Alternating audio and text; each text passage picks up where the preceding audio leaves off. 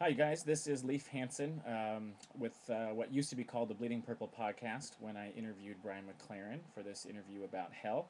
A friend of mine just told me that this video was posted on here and was really surprised to see there's over 2,000 people, 2,000 comments discussing it. I really suggest that you do listen to the whole interview.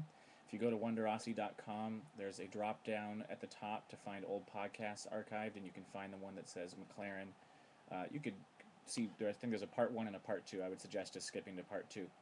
But the main point that McLaren is saying, and I think it is totally true, is that you either believe that God has truly unconditional love, and that the way that God handles our imperfections and our violence and our stupidity and sin is through self-sacrifice, which is the picture there on the cross, the, as McLaren calls it, the advertisement.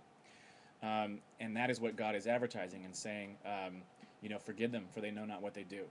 And saying, this is, love your enemies, forgive 7 times 70, which is basically forever. And that his mercy and patience is unending.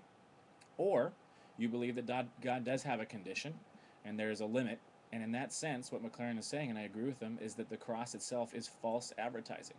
So you either rest into God's grace embrace and believe in total unconditional love for everybody eventually, or you deny that fact and you always wonder if you've crossed some line out of the currently, I think, 50 to 70,000 denominations in the world that say you either have to believe, experience, do something, and you're always wondering, have I done the right thing? Have I crossed the line to meet whatever those conditions are? Have I done enough, believed enough, had enough faith?